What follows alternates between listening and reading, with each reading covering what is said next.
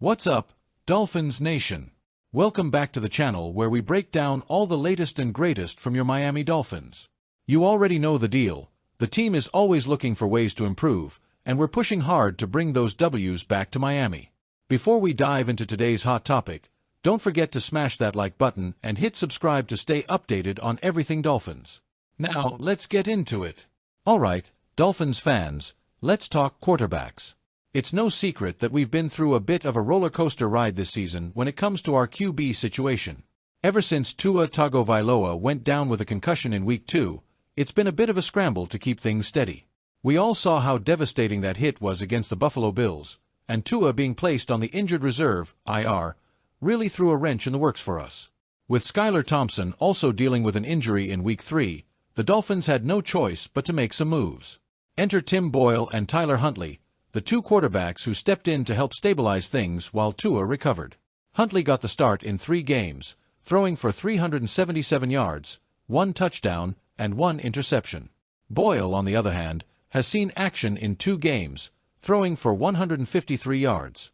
But, let's be real for a second. While these guys stepped up when needed, the team has struggled without Tua, going 2-4 after a promising 1-1 start. And as much as we've tried to keep the offense going, it's hard not to wonder, what if we had been more aggressive in adding a more experienced backup QB? Could we have been in a better position in the standings? It's a question we've all been asking ourselves as we head into Week 8. Now, here's where it gets interesting.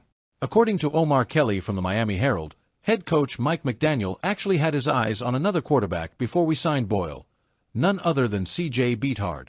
McDaniel was reportedly interested in signing Beathard, a veteran QB with a bit more starting experience under his belt. Beathard, who has a 3-10 record as a starter in the NFL, had been dealing with a groin injury at the time, which ultimately took him off the table for Miami. When Beathard wasn't available, the Dolphins turned to Boyle instead. Beathard's numbers may not jump off the page.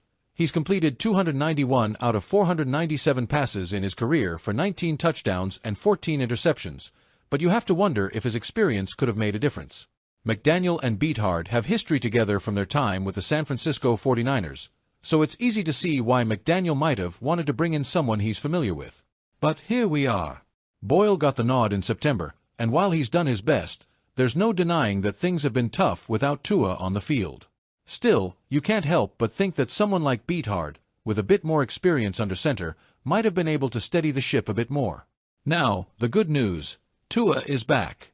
After missing the last 4 games due to his latest concussion, all signs are pointing to a Week 8 return against the Arizona Cardinals. According to Aaron Wilson of KPRC2, the Dolphins are expected to officially activate Tua from the injured reserve this week, and head coach Mike McDaniel has already confirmed that Tua will be practicing. This couldn't come at a better time. Our offense has struggled without him, dropping to last place in points and 22nd in yards across the league. That's a far cry from where we were last season when we ranked first in total offense and second in points with Tua leading the charge. It's not just us as fans who are excited about Tua's return. Tyreek Hill has been pretty vocal about his confidence in Tua, and his comments about Tua's status in fantasy football have definitely got people buzzing. Having Tua back under center brings back the explosive playmaking we've been missing, and it puts the Dolphins back in the conversation for a potential wildcard spot. But while we're excited about Tua's return, we also can't ignore the elephant in the room, his injury history. This concussion wasn't his first, and the head injuries have cast a shadow over his otherwise promising career. In fact, last year's injuries nearly ended his season early, and we've all seen how it's affected his progression. That said, Tua has been cleared by several neurologists, and according to reports, he's symptom-free. He won't be wearing a guardian cap, the helmet padding some players use in practice to reduce the risk of concussions, when he takes the field on Sunday, which shows his confidence in his recovery. Still, this season has shown just how valuable Tua is to this team. His absence has been felt across the board, and if the Dolphins are serious about making a playoff run, Tua will need to stay healthy and continue performing at the high level we know he's capable of. Remember, Tua is in the first year of his 4-year, $212.4 million contract extension, and if he wants to fully cash in, he'll need to stay on the field. So, here's the big question. Would signing a quarterback like C.J. Beathard have changed things? It's easy to play the what-if game in hindsight, but looking at where we are now, It's hard not to wonder how different the Dolphins' record could be if we had a more experienced QB filling in for Tua. While Huntley and Boyle did their best, their performances haven't been enough to keep us competitive in the AFC race.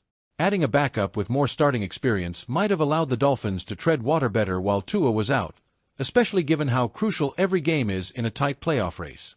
But at the end of the day, what's done is done. We're heading into Week 8 with a 2-4 record, but with Tua back and healthy, there's still hope for a turnaround. Looking ahead to this weekend, the Arizona Cardinals are coming to town, and it'll be the first time we see Tua back on the field since his injury. With weapons like Tyreek Hill and Jalen Waddle ready to go, and Tua leading the offense once again, this is the perfect opportunity for the Dolphins to get back on track. But we're not out of the woods yet.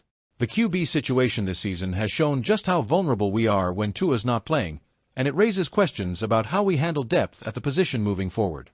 If this team is serious about making a playoff push, solidifying the backup quarterback spot might be a priority for the future.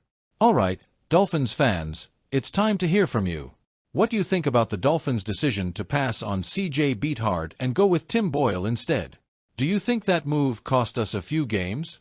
And more importantly, how excited are you about Tua's return this weekend? Let me know what you think in the comments below. As always, I love hearing your takes and discussing the latest news with you all. And before you head out, don't forget to like this video and hit that subscribe button so you don't miss any future updates as we roll into Week 8 and beyond. Thanks for watching, Dolphins Nation, and as always, fins up.